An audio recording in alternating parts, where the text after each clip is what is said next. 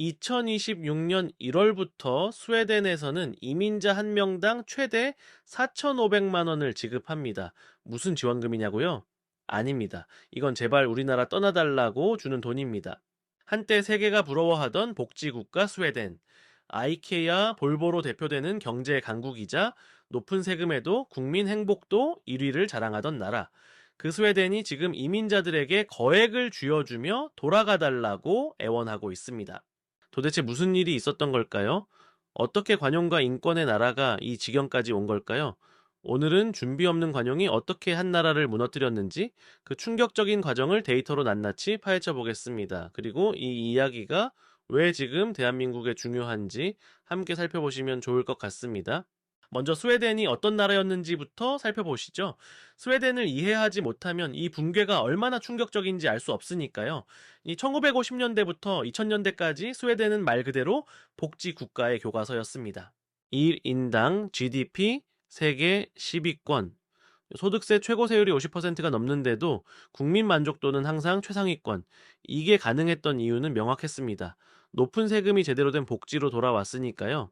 무상의료, 무상교육은 기본이고 실업수당, 육아휴직, 노후연금까지, 요람에서 무덤까지 국가가 책임지는 시스템이었습니다. 게다가 범죄율은 유럽 최저 수준, 밤에 혼자 걸어다녀도 안전한 나라, 이게 바로 스웨덴이었습니다. 경제도 탄탄했습니다. 아이케아, 볼보, 에릭슨 같은 글로벌 기업들, 인구 1,000만 명 남짓한 작은 나라가 어떻게 이런 기업들을 키워낼 수 있었을까요? 높은 교육 수준, 투명한 시스템, 그리고 사회적 신뢰가 있었기 때문입니다. 이민 정책도 처음엔 성공적이었습니다. 1960년대부터 70년대까지 노동력 부족을 해결하기 위해 이민자를 받아들였죠. 하지만 여기엔 명확한 원칙이 있었습니다. 선별적 수용, 철저한 언어 교육, 직업 연계 프로그램. 그 결과 핀란드, 노르웨이 출신 이민자들은 성공적으로 스웨덴 사회에 통합됐습니다. 2000년대 초반까지만 해도 스웨덴은 이민 정책의 모범 사례로 불렸습니다. 전 세계가 스웨덴을 부러워했죠. 하지만 이 모든 게 2015년 한순간에 무너지기 시작합니다. 2015년 시리아 내전이 절정에 달했습니다. 수백만 명의 난민이 유럽으로 몰려왔죠. 이른바 유럽 난민 위기가 시작된 겁니다. 이때 스웨덴 정부가 어떤 결정을 내렸는지 아십니까? 2015년 한 해에만 무려 16만 3천 명의 난민 신청을 받아들였습니다. 인구 1,000만 명인 나라가 말입니다. 연간 인구의 1.6%가 한꺼번에 유입된 겁니다. 이게 얼마나 큰 숫자냐면 대한민국으로 치면은 1년에 80만 명 이상의 난민을 받는 겁니다. 서울시 송파구 인구가 통째로 들어오는 거라고 생각하시면 됩니다. 그것도 언어도 다르고 문화도 다르고 종교도 다른 사람들이요. 왜 이런 결정을 내렸을까요? 당시 스웨덴 정부와 여론은 인권과 관용을 내세웠습니다. 전쟁을 피해온 사람들을 외면할 수 없다. 우리에게는 그들을 도울 의무가 있다. 아름다운 말이죠. 문제는 현실이었습니다. 16만 명을 받아들일 준비가 전혀 되어 있지 않았습니다. 언어 교육 시스템은 순식간에 포화 상태가 됐습니다. 대기자가 수만 명씩 쌓였죠. 이제 주거 시설도 부족했습니다. 자, 곳곳에 임시 텐트촌이 생겼습니다. 더 큰 문제는 문화적 차이에 대한 대비가 전혀 없었다는 겁니다. 시리아, 이라크, 아프가니스탄에서 온 난민들, 이들 대부분은 이슬람 문화권 출신이었습니다. 스웨덴의 세속적이고 개방적인 문화와는 완전히 달랐죠. 스웨덴 정부는 어떻게 했을까요? 그들의 문화도 존중해야 한다며 별다른 통합 프로그램을 만들지 않았습니다. 스웨덴어 교육, 대기자 명단에 올려놓고 기다리라고 했습니다. 문화 교육? 그런 거 강제하면은 인권 침해라고 했습니다. 심지어 이런 우려를 제기하는 목소리는 인종차별로 낙인 찍혔습니다. 누구도 나쁜 사람이 되고 싶지 않았으니까요. 당시 정부의 낙관적인 전망을 들어보면 기가 막힙니다. 이 젊은 난민들이 스웨덴의 고령화 문제를 해결할 것이다. 노동력이 될 것이다. 다문화가 우리 사회를 더 풍요롭게 만들 것이다. 하지만 현실은 정반대로 흘러갔습니다. 2015년 이후 스웨덴 곳곳에서 이상한 현상이 나타나기 시작했습니다. 특정 지역에 이민자들이 몰리기 시작한 겁니다. 말모에, 스톡홀름 외곽, 예테보리 일부 지역, 이곳들은 점점 스웨덴 같지 않은 곳으로 변해갔습니다. 스웨덴어 사용률이 30%도 안 되는 지역이 생겼습니다. 거리의 간판은 아랍어로 가득했죠. 슈퍼마켓에서는 할랄 식품만 팔았고 여성들은 히잡을 쓰고 다녔습니다. 스웨덴 안에 중동이 생긴 겁니다. 경찰도 이 지역에 들어가기를 꺼렸습니다. 소위 노고 존이라고 불리는 곳이 69개 이상 생겼습니다. 순찰차가 들어가면 돌이 날아오고 화염병이 날아왔습니다. 그것도 21세기 선진국 스웨덴에서요. 여기서 핵심 질문을 해야 합니다. 이민자들은 일을 하고 있었을까요? OECD 2022년 통계를 보면 충격적입니다. 네, 스웨덴 태생 국민의 고용률은 79%였습니다. 그런데 외국 태생 이민자의 고용률은 65%에 불과했습니다. 14%포인트 차이입니다. 더 큰 문제는 복지 의존도였습니다. 일하지 않으면 어떻게 살까요? 복지로 삽니다. 스웨덴의 관대한 복지 시스템이 오히려 독이 된 겁니다. 일하지 않아도 생계급여, 주거지원, 의료 혜택을 받을 수 있으니 굳이 힘들게 일할 이유가 없었던 거죠. 5년, 10년을 스웨덴에 살아도 기본적인 스웨덴어조차 못하는 사람들이 수두룩했습니다. 왜 배워야 합니까? 이제 자기 동네에서는 아랍어만 써도 살 수 있는데요.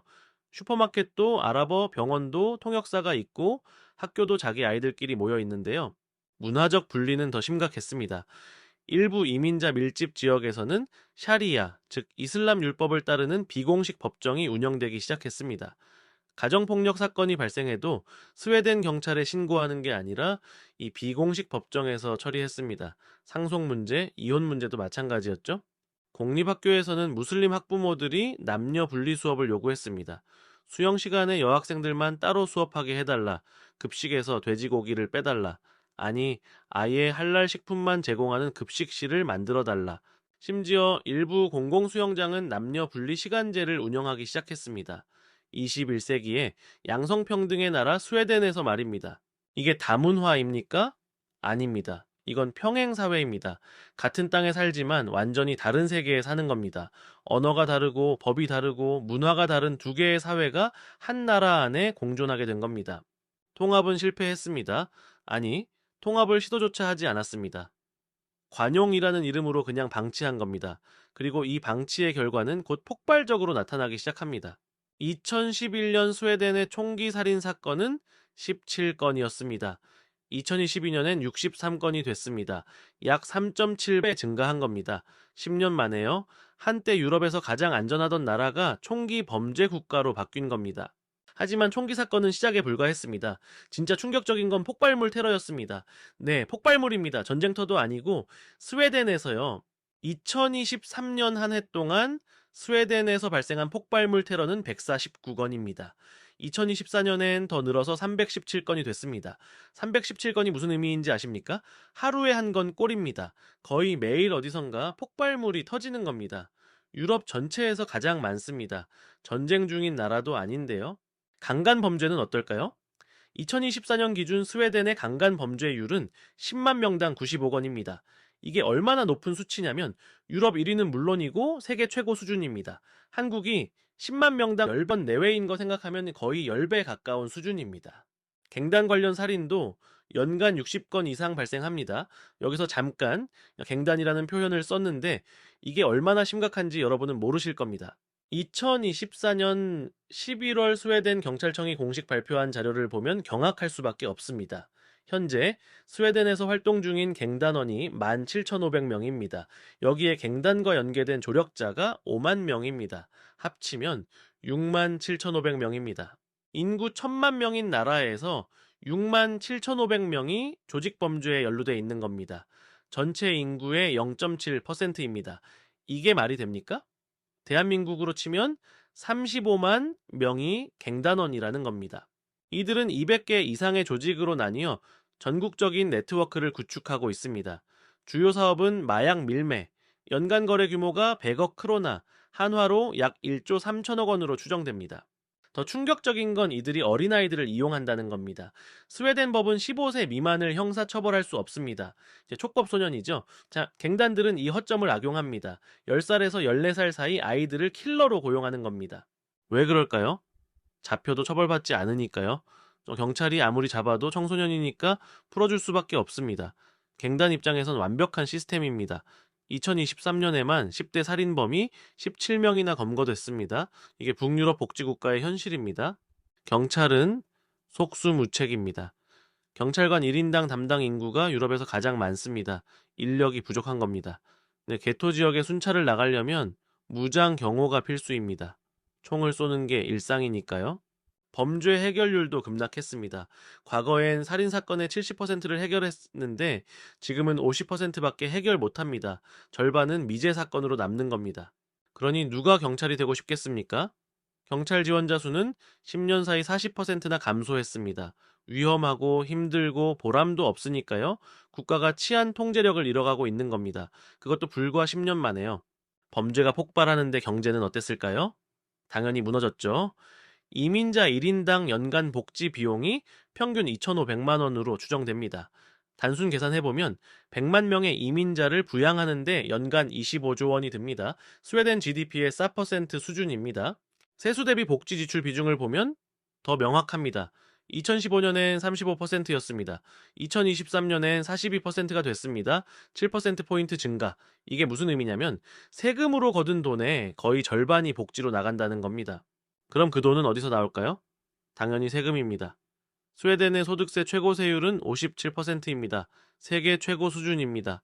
여기에 부가가치세 25%, 자동차세, 재산세까지 더하면 실수령액 기준 세금 부담률이 70%에 육박합니다. 절반 이상을 세금으로 내는 겁니다. 원래 스웨덴 국민들은 이 높은 세금에 불만이 없었습니다. 왜? 그 돈이 자기들한테 돌아왔으니까요. 무상 의료, 무상 교육, 안정적인 연금, 세금을 많이 내도 혜택이 확실했습니다. 그런데 지금은 어떻습니까? 내가 낸 세금이 일하지 않는 이민자들의 생계급여로 나갑니다. 범죄를 저지르는 갱단원들의 감옥 비용으로 나갑니다. 심지어 그들이 쏜 총에 다친 피해자 치료비도 내 세금으로 나갑니다. 의료 시스템은 과부하로 대기 시간이 대폭 늘어났습니다. 예전엔 한 달이면 수술받을 수 있었는데 지금은 석 달을 기다려야 합니다. 공공주택 대기자 명단에 이름 올리면 10년을 기다려야 합니다. 중산층의 분노가 폭발했습니다. 내가 낸 세금이 범죄자 복지로 쓰인다는 여론이 들끓었습니다. 그리고 이 분노는 행동으로 이어졌습니다. 2020년부터 2023년까지 스웨덴 자국민 기준 순 이민자 수가 마이너스만 5천 명을 기록했습니다. 무슨 뜻이냐면 스웨덴을 떠나는 스웨덴 사람이 들어오는 스웨덴 사람보다 많았다는 겁니다. 특히 20대에서 40대 고학력층의 유출이 심각했습니다. 젊고 능력 있는 사람들이 스웨덴을 포기하고 노르웨이, 덴마크, 독일로 떠났습니다. 왜 떠날까요? 안전하지 않으니까? 미래가 보이지 않으니까? 부동산 시장은 양극화됐습니다. 개토 인접 지역의 집값은 급락했습니다. 말모의 일부 지역은 아예 거래가 끊겼습니다. 누가 폭발물 터지는 동네에 집을 사겠습니까? 평생 모은 돈으로 집을 샀는데 가치가 반토막 난 사람들, 이사 가고 싶어도 집이 안 팔려서 못 가는 사람들, 주택담보대출 연체율이 증가했습니다. 중산층의 자산이 증발한 겁니다. 악순환입니다. 범죄가 늘어나니 사람들이 떠나고 사람들이 떠나니 세수가 줄고 세수가 줄어니 복지가 약화되고 복지가 약화되니 더 많은 사람이 떠나는 겁니다. 스웨덴 경제의 근간이 흔들리기 시작한 겁니다. 국민들의 분노는 결국 정치를 바꿨습니다. 스웨덴 민주당 약자로 SD라고 불리는 이 정당은 원래 극우 정당으로 분류됐습니다. 반이민을 주장하면 인종차별주의자 낙인이 찍히던 시절이었으니까요. 2010년 스웨덴 총선에서 SD의 득표율은 5.7%에 불과했습니다. 그런데 2022년 총선에서는 어떻게 됐을까요? 20.5%를 득표하며 제2당에 올랐습니다. 12년 만에 3.6배 증가한 겁니다. 왜 이런 일이 벌어졌을까요? SD가 주장한 게 뭐였습니까? 이민 정책을 바꿔야 한다. 통합하지 못하는 이민자는 받아선 안 된다. 범죄를 저지른 이민자는 추방해야 한다. 과거에는 이런 주장을 하면 욕먹었습니다. 그런데 2022년엔 국민 5명 중 1명이 이 정당을 찍었습니다. 왜? 현실이 SD의 주장을 증명했으니까요. SD는 연립정부 구성에 참여했고 이민 정책을 전면 수정하기 시작했습니다. 그 결과가 바로 2026년 1월부터 시행되는 귀환 장려금 정책입니다. 내용은 충격적입니다. 자발적으로 자국으로 돌아가는 이민자에게 1인당 최대 35만 크로나, 한화로 약 4,500만 원을 지급합니다. 가족 단위로 귀환하면 추가 보너스도 줍니다. 왜 이런 정책을 만들었을까요? 정부의 계산은 명확합니다. 한 이민자가 평생 받을 복지 비용이 수억 원이다. 지금 4,500만 원 주고 내보내는 게 더 싸다. 냉정한 계산입니다. 하지만 현실입니다. 받을 때는 인권을 외쳤지만 내보낼 때는 돈을 써야 하는 겁니다. 귀환 장려금만이 아닙니다. 범죄자 추방도 강화됐습니다. 과거에는 영주권자는 추방이 거의 불가능했습니다. 이제는 중범죄를 저지르면 영주권자라도 추방할 수 있도록 법을 바꿨습니다. 이중국적도 박탈할 수 있게 됐습니다. 실제로 연간 추방 건수가 3배나 증가했습니다. 복지도 대폭 축소됐습니다. 이민자 생계급여를 30% 삭감했습니다. 언어시험을 통과하기 전까지는 복지를 제한합니다. 취업 연계 프로그램을 의무화했습니다. 일하지 않으면 복지를 안 준다는 겁니다. 통합도 의무화됐습니다. 스웨덴어 시험이 필수가 됐습니다. 최소 A2 수준 이상을 통과해야 합니다. 시민권 취득 요건도 강화했습니다. 10년 거주에서 15년 거주로 늘렸습니다. 스웨덴 문화와 법에 대한 교육 이수도 의무화됐습니다. 과거 정책과 정반대입니다. 관용에서 통제로 완전히 바뀐 겁니다. 너무 늦은 걸까요? 이미 엎질러진 물일까요? 시간이 말해줄 겁니다. 하지만 분명한 건 스웨덴이 엄청난 대가를 치르고 있다는 사실입니다. 스웨덴만 이런 문제를 겪는 게 아닙니다. 독일은 2023년 난민 수용 쿼터를 50%나 감축했습니다. 덴마크는 범죄율 높은 국가 출신 이민을 금지하고 25세 미만 이민자 복지를 제로로 만들었습니다. 프랑스는 이민 제한 법안을 추진하고 영국은 브렉시트의 숨은 이유 중 하나가 이민 문제였습니다. 유럽 전역에서 반이민 정당이 약진하고 있습니다. 국민들이 인종차별주의자가 된 게 아닙니다. 현실이 바뀐 겁니다. 이제 한국 얘기를 해야 할 때입니다. 저건 유럽 얘기고 우리랑은 상관없어. 이렇게 생각하시면 안 됩니다. 2025년 10월 기준 대한민국의 외국인 주민은 약 284만 명입니다. 전체 인구의 5.5%입니다. 다문화 가정은 2023년 기준 약 41만 6천 가구입니다. 불법 체류자는 2024년 추정치로 약 42만 명입니다. 역대 최대 규모입니다. 숫자만 봐도 이미 무시할 수 없는 수준입니다. 그런데 더 중요한 건 이 숫자가 계속 늘어나고 있다는 겁니다. 왜 늘어날까요? 저출산 때문입니다. 한국의 합계 출산율은 0.7명대까지 떨어졌습니다. 세계 최저입니다. 이대로 가면 제 인구가 급감합니다. 노동력이 부족해집니다. 그럼 어떻게 해야 할까요? 정부와 일부 전문가들은 이민을 받아야 한다고 주장합니다. 틀린 말은 아닙니다. 문제는 어떻게 받느냐입니다. 지금 한국의 이민 정책을 보면 스웨덴 2015년과 비슷한 징조가 보입니다. 첫째, 인권을 앞선 무비판적 수용 분위기입니다. 이민 정책에 대해 우려를 표하면 인종차별이라는 프레임이 씌워집니다. 스웨덴이 그랬듯이요. 둘째, 통합 프로그램이 거의 없습니다. 한국어 교육, 예산 부족, 문화 교육, 그런 거 좀 없습니다. 그냥 들어오면 알아서 적응하라는 식입니다. 셋째, 특정 지역 밀집 현상이 시작되고 있습니다. 경기도 안산, 서울 대림동, 영등포, 이미 외국인 비율이 20%를 넘는 지역들이 생기고 있습니다. 넷째, 불법 체류자에 대한 관리가 느슨합니다. 42만 명이나 되는데 제대로 된 단속도 이루어지지 않습니다. 우리는 스웨덴의 실수를 반복하면 안 됩니다. 그럼 어떻게 하면 좋을까요? 첫째, 언어와 문화 통합을 의무화하면 좋겠습니다. 한국어 능력을 검증하는 시스템을 구축하면 좋을 것 같습니다. 일정 수준 이상의 한국어를 구사하지 못하면 체류 연장을 불허하는 방안을 고려해 볼 수 있습니다. 한국 문화와 법 질서에 대한 교육도 필수로 만들면 어떨까요? 한국에 살려면 한국어를 해야 합니다. 한국 법을 따라야 합니다. 이건 당연한 겁니다. 둘째, 선별적 이민 시스템을 만들면 좋겠습니다. 누구나 받는 게 아니라 선별해서 받으면 좋을 것 같습니다. 학력, 기술, 재정 능력을 기준으로 명확하게 하면 어떨까요? 네, 범죄 이력은 철저히 검증하면 좋겠습니다. 우리가 수용 가능한 규모를 과학적으로 산정하면 좋을 것 같습니다. 캐나다, 호주가 이렇게 합니다. 포인트 시스템으로 이민자를 선별합니다. 왜? 자국민을 보호하기 위해서입니다. 우리도 배워볼 만합니다. 셋째, 복지는 차등 적용하면 좋겠습니다. 일정 기간 세금을 납부하기 전까지는 복지를 제한하는 방안을 고려해 볼 수 있습니다. 자립 가능성이 없으면 체류를 불허하는 것도 생각해 볼 수 있습니다. 납세, 기여도에 따라 복지를 차등 지급하면 어떨까요? 이건 차별이 아닙니다. 이건 형평성입니다. 세금을 낸 사람과 안 낸 사람이 같은 혜택을 받으면 그게 더 불공평한 겁니다. 넷째, 범죄에 대해서는 즉시 추방 원칙을 세우면 좋겠습니다. 영주권자라도 중범죄를 저지르면 추방하는 방안을 고려해 볼 수 있습니다. 촉법소년 제도를 악용하지 못하도록 방지책을 만들면 좋겠습니다. 범죄 조직에 연루되면 가족까지 추방을 검토하는 것도 생각해 볼 수 있습니다. 스웨덴처럼 67,500명의 갱단원 생기기 전에 막아야 합니다. 다섯째, 개토화를 막으면 좋겠습니다. 네, 특정 지역에 외국인이 몰리는 걸 제한하면 좋을 것 같습니다. 네, 거주지를 분산시키면 어떨까요? 공립학교에서 외국인 학생 비율에 상한선을 설정하는 것도 고려해 볼 수 있습니다. 지역사회 통합 프로그램을 의무화하면 좋겠습니다. 진짜 인권은 제대로 통합시키는 겁니다. 개토에 방치하는 게 인권입니까? 오늘 영상을 정리해 볼까요?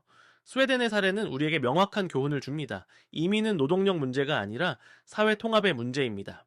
스웨덴은 2024년 현재 67,500명의 갱단 조직원이 활동하고 있습니다.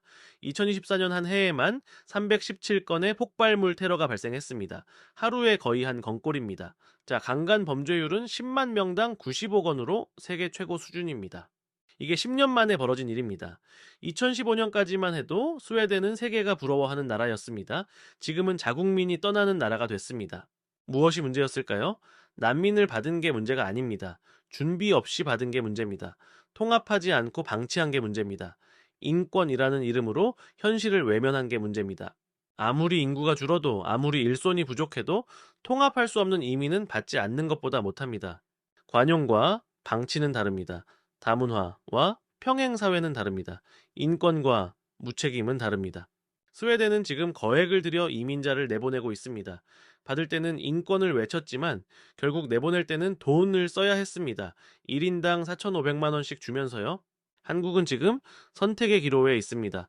외국인 주민 284만 명, 다문화 가정 41만 가구, 불법 체류자 42만 명, 이미 무시할 수 없는 수준입니다. 우리는 스웨덴의 실패를 교훈으로 삼을 것인가? 아니면 같은 실수를 반복할 것인가? 선택은 우리 몫입니다. 하지만 시간은 많지 않습니다. 스웨덴처럼 10년 후에 후회하면 늦습니다. 지금 준비하면 좋겠습니다. 지금 제대로 된 시스템을 만들면 좋겠습니다. 준비 없는 관용은 국가를 무너뜨립니다. 이것이 스웨덴이 우리에게 남긴 4,500만 원짜리 교훈입니다. 영상 재미있게 보셨다라면 좋아요와 구독 부탁드립니다. 알림 설정까지 해두시면 새로운 영상을 놓치지 않으실 수 있습니다. 다음 영상에서 또 만나요. 감사합니다.